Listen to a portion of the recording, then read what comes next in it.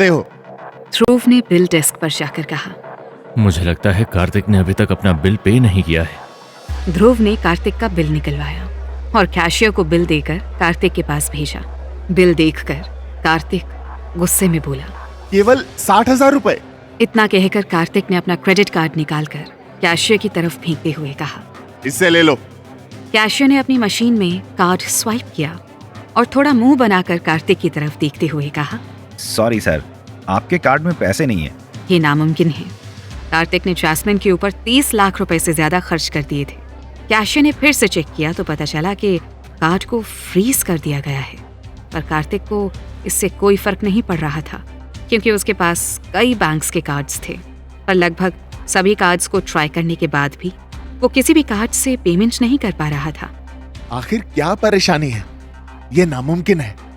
कार्तिक के चेहरे पर बेचारगी और मायूसी छाई हुई थी। कार्तिक को कुछ नहीं सूझ रहा था। उसने अपना फोन निकाला और किसी को फोन लगाकर पूछा, डैड, मैं किसी भी क्रेडिट कार्ड को यूज क्यों नहीं कर पा रहा हूँ? फोन उठते ही कार्तिक ने गुस्से में कहा, पर दूसरी साइड से उसके पापा भी परेशान ही लग रहे थे। कार्तिक की बात को पूरी तरह से अनसुना करते हुए कहा, मुझसे बात मत करो और कोई कॉल भी मत करना, घर में पुलिस आई है। कार्तिक का गला सूख रहा था। उसने हैरानी से पूछा, क्या बात है? क्या हुआ? और डैडी ने उसकी बात पूरी होने से पहले ही फोन काट दिया था। कार्तिक खुद भी ये बात अच्छे से जानता था कि उसके घर में जो पैसे आ रहे हैं वो ईमानदारी के नहीं हैं, पर कार्तिक खुद ही हमेशा से लोगों को बताता फिरता था कि उसके पापा के पीछे कितने बड़े बड़े लोगों का हाथ है। अगर ऐसा ना होता तो कार्तिक की फैमिली इतनी जल्दी इतनी बड़ी पोजीशन तक नहीं पहुंच पाती। हालांकि इस समय कार्तिक के पास भी इतना समय नहीं था कि वो अपने पापा के बारे में सोचे।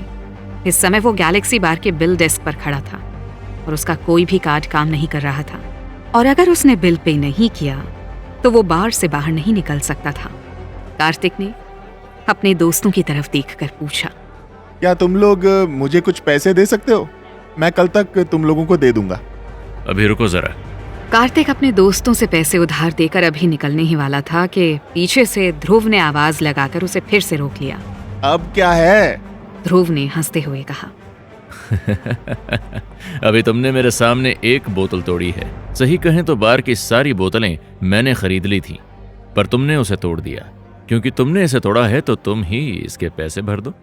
अब तक लगभग बार के सभी लोग ही ध्रुव और कार्तिक के पास खड़े होकर ये तमाशा देख रहे थे। कार्तिक गुस्से में बोला, एक सड़ी सी बोतल कितने की होगी? आ जाओ, मैं अभी पे कर देता हूँ। अच्छी बात है। ध्रुव ने वेटर की तरफ इशारा किया जो अभी भी कांच के टुकड़े बटोर कर एक ट्रे में रख रहा था। ध्रुव का इशारा मिलते ही वेटर ट्रे लेकर सामने आया और बिल डेस्क की ओर बढ़ा दिया। कैशियर ने बोतल के टुकड़े उठाकर हैरानी से ध्रुव की तरफ देखा, फिर कार्तिक की तरफ देखकर बोला, जो बोतल टूटी है उसका नाम है मैकेलन। ये 1955 की है। इसकी कीमत। इतना कहकर कैशियर ने प्राइस टैग कार्तिक को दिखाते हुए बारकोड स्कैन कर कहा, 66,66,666 रुपए। बोतल की कीमत सुनकर लोग हैरान थे। ये बोतल इस बार की सबसे महंगी बोतल थी जिसे गैलेक्सी बार ने बहुत सजा कर रखा था।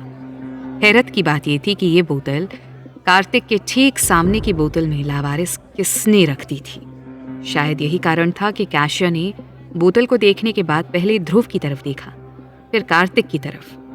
कुछ लोग अभी भी अपने मोबाइल से इस टूटी बोतल की फोटो ले रहे थे। कुछ लोग इस बोतल के बारे में सर्च कर रहे थे जिसमें कार्तिक का एक गुर्गा भी था। उस बोतल के दाम सुनकर कार्तिक के होश उड़ गए थे। उसने 66 लाख रुपीस की शराब की बोतल तोड़ दी थी और उसके पास 1 रुपया भी नहीं था। कार्तिक पागलों की तरह चीख रहा था। ये इतनी महंगी कैसे हो सकती है? कार्तिक की बात को अनसुना कर ध्रुव ने कैशियर से पूछा, सर मैं जान सकता हूँ कि कार्तिक पैसे कैसे देगा? और ध्रुव को जवाब मिला, शराफत से या मार खाकर। भले ही आज सवेरे तक ध्रुव गैलेक्सी बार का वो वेटर था, पर अभी ध्रुव इस पार्टी का होस्ट था। कैशियर ने ध्रुव की तरफ मुस्कुराकर देखकर कहा, चिंता मत करो, हमारे पास कई तरीके हैं पैसे वसूलने के। डर से कार्तिक की आंखें सिकुड़ गईं। वो डर और गुस्से से चिल्लाया, इस बोतल के पैसे मैं क्यों भरूं? मैंने तो इसे चखा तक नहीं है, ना मैंने इसे ऑर्डर ही किया था। तुम्हारी हिम्मत कैसे हुई इसके पैसे मेरे पर डालने की? क्या तुम जानते हो मैं कौन हूं? और क्या तुम्हें पता भी है मैं किस फैमिली से आता हूं?